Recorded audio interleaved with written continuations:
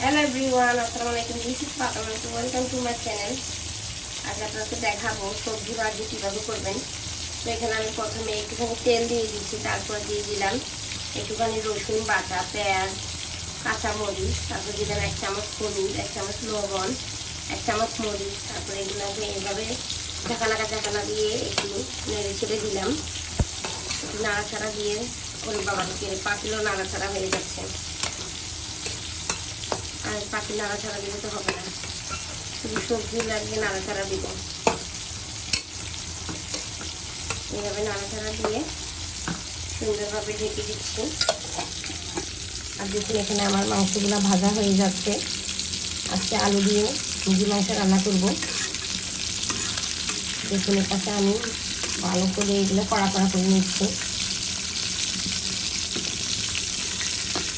তারপরে এগুলোকে আমি ঝাল করে একদম মাখা করে আলু দিয়ে রান্না করব। এবার মাংসগুলো ভাজা হয়ে গেছে। এবার আমি তেলের মধ্যে 1 কাপ পেঁয়াজ দিয়ে দিলাম, আর দিয়ে দিলাম 2 চামচ রসুন বাটা। এবার দিয়ে দিচ্ছি আদা বাটা দিয়ে দিচ্ছি। এখানে কিছু পরিমাণ 2 চামচের মতো আদা বাটা দিয়ে দিলাম। তারপরে এভাবে একটু নেড়ে ছেড়ে দেব। তারপরে দিয়ে দেব জিরা ধনিয়া গুঁড়া,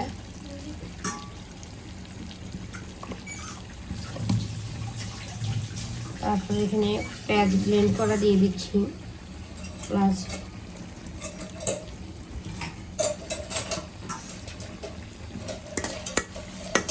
একটু নেড়ে ছেড়ে দিব। এবার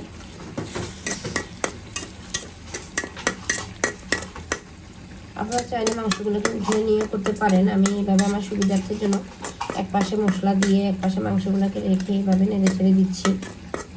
তারপরে দিয়ে দিব হলুদ, মরিচ, লবণ,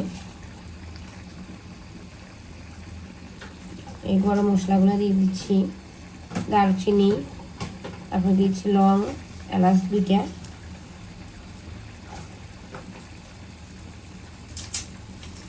তারপরে দিচ্ছি 2-3টা তেজপাতা। এভাবে একটু হালকা নেড়ে ছেড়ে দিব।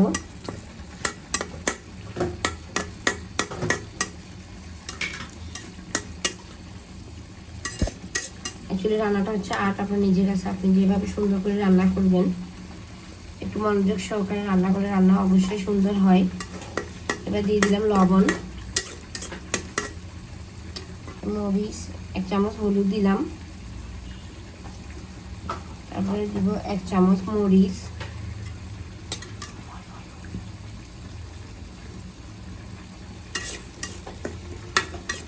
এবার একটু ভালো করে নেড়ে ছেড়ে দিয়ে আমি মাংসটা একটু নেমে যাচ্ছে। জিরা গুঁড়া,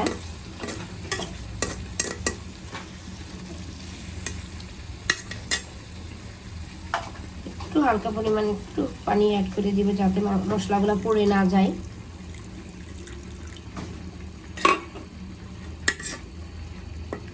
আর এইদিকে দেখুন আমার সবজি ভাজিগুলো হয়ে যাচ্ছে। এখানে একটু ভালো করে নেড়ে ছেড়ে দিয়ে মাংসগুলোকে দিয়ে আমি একটু কষিয়ে নিয়ে তারপর আলু দিয়ে দিব। আলুগুলো দেখেন আমি সুন্দর মতো গোল গোল করে এখানে কেটে রেখেছি।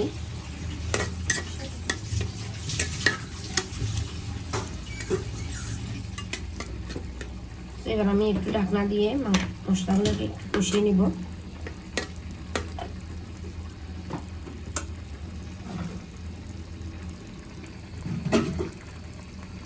একটু ঢাকনা দিয়ে মশলাগুলোকে কষিয়ে নিচ্ছি। মশলাগুলো কষানি হয়ে গেছে। এবার আমি মাংসগুলোকে উপর থেকে নামিয়ে দিচ্ছি। একটু নেড়ে ছেড়ে দিব ভালোভাবে একটু নেড়ে ছেড়ে দিব। কড়াইটাকে একটু সোজা করে নিই।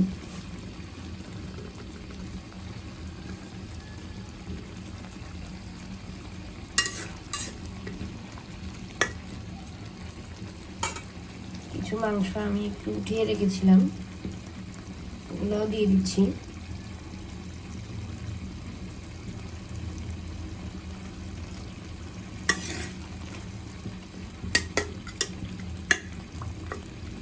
এবার আমি হালকা একটু পানি অ্যাড করে দিব। তারপর আবার ঢাকনা দিয়ে দিচ্ছি। হালকা একটু কষানি হয়ে গেলে আবার এসে আবার একটু নেড়ে চেড়ে দিব, পানি দিয়ে দিব। আবার চেষ্টা করবেন অল্প অল্প পানি দিয়ে কষানি দেওয়ার জন্য, তাহলে রান্নাটা খুব টেস্টি হয়। এবার আমি আবার একটু ঢেকে দিচ্ছি। দেখুন আমার ভাজিগুলো কমপ্লিট হয়ে গেছে। একটু একটু হালকা পানি রেখেছি আমি, যাতে খাইতে একটু বরকত লাগে আর খাইতে একটু মজা লাগবে। এরকম পানি হলে একবার শুকাই ফেলে খেতে কিন্তু ভালো লাগে না, গলা আটকা পড়ে যায়। এবার পানিটা খেতে চড়া। দেখুন আমার মাংসগুলো প্রায় হয়ে আসলো। এবার আমি কষানি হয়ে গেছে। এবার আলুগুলো দিয়ে দিব উপর দিয়ে, আলুগুলো উপর দিয়ে দিলাম। বেশি কড়া ভাজি করলে কষানি পানি তেমন বেশি দিতে হয় না। এভাবে ঝোলগুলো দিয়ে দিলাম, আলুগুলো উপর দিয়ে আমি এবার একটু পানি দিয়ে দিব।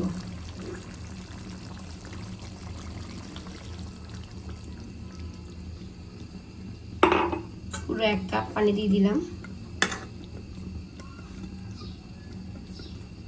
পুরো 1 কাপ পানি দিয়ে দিলাম।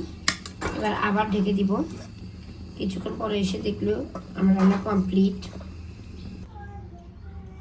দেখুন আমার মাংসগুলো আমার রান্না করা কমপ্লিট, একদম মজাদার হয়েছে। দেখুন কালারটা কি জোস হয়েছে, অসম্ভব সুন্দর হয়েছে, টেস্টও খুব সুন্দর হয়েছে। লবণ মরিচ সবগুলো ঠিকঠাক হয়েছে। আপনারা একটু বাসায় এইভাবে রান্না করার চেষ্টা করবেন।